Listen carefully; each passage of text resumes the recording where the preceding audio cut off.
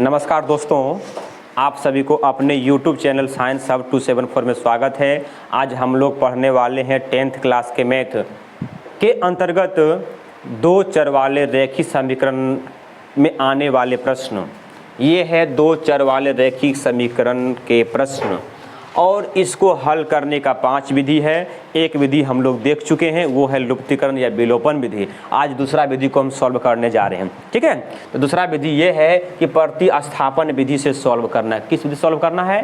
प्रतिस्थापन विधि से सॉल्व करना है। आप लोग ध्यान दीजिएगा, ठीक ना। ध्यान ये देना है कि इसमें किसी एक समीकरण से चलना पड़ता है, किसी एक ही समीकरण से चलना पड़ता है। चाहे एक चलिए चाहे दो को चलिए, एक ही को सॉल्व कीजिए। चलेंगे समीकरण एक से, कि चलेंगे हम समीकरण एक से।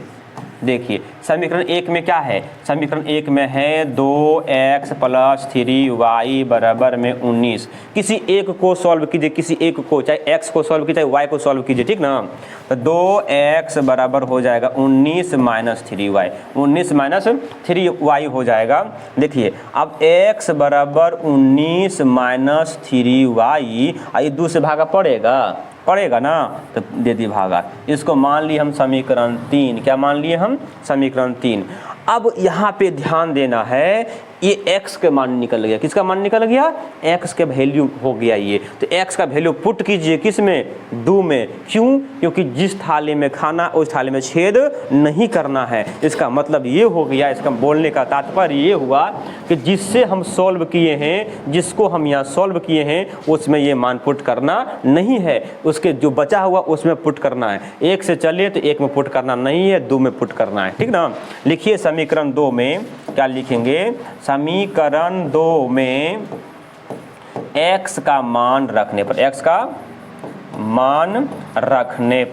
का मान रखने पर ध्यान दीजिएगा। तो समीकरण 2 ये है ना, तो 3x + 4y बराबर 26। देखिए इधर हम सॉल्व कर रहे हैं, ठीक है। देखिए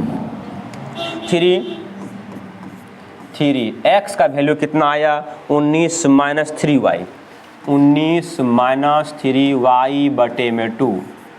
देखिए और क्या है इसमें समीकरण में? क्या? प्लस 4y, प्लस में 4y बराबर में 26। देखिए कुछ भी नहीं है, बहुत इजी है, बहुत हल्का है। इतना इजी कहना मुश्किल। देखिए आप 19 से गुना कीजिए, 19 तिया 57 - 3 तिया 9y अब बटे में 2 प्लस में 4y। इसके नीचे मान लीजिए 1 बराबर में 26। क्यों माने 1? क्योंकि ये दोनों का एलसीएम निकालेंगे, हर का एलसीएम निकालने वाले हैं। तो देखिए क्या हो जाएगा? एलसीएम हो जाएगा 2, ये हो जाएगा 57 - 9y + 4 दूनी, ये क्या हो जाएगा? 8y बराबर में 26। क्या हो जाएगा? ये बराबर में 26 हो जाएगा, ठीक है।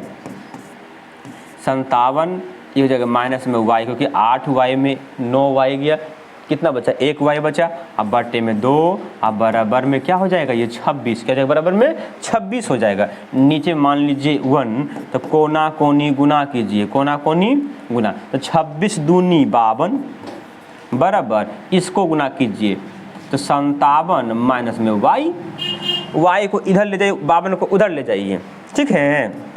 तो हो जाएगा ये y बराबर 57 माइनस ये हो जाएगा 52, 57 माइनस में 52, तो घट कितना आएगा? बराबर में 5, y बराबर में 5। एक मेरा आंसर हो चुका है ना। पिछले विधि में जो बताए थे उसमें भी y बराबर 5 आया था ना, ठीक है। अब चलते हैं समीकरण किस में? समीकरण अब 3 में रखिए, ज़्यादा सुविधा होगा क्योंकि ये सॉल्व किया हुआ है। आधा ये सॉल्व किया हुआ, ज़्यादा समझ में आएगा भी, जल्दी बन भी जाएगा। लिखिए समीकरण 3 में किसका मान निकला भाई? y का ना मान निकला। y का मान रखने पर, y का मान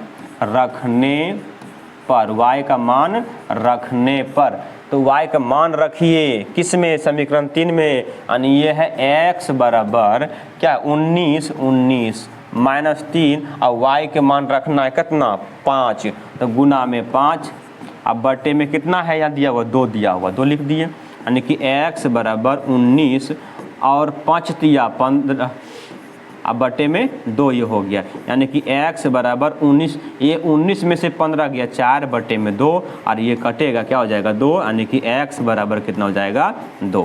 ये मेरा आंसर हो गया है। ठीक है, आशा करते हैं आप लोगों को समझ में आया होगा। आप फिर मिलते हैं नेक्स्ट वीडियो में। जय हिंद, जय भारत।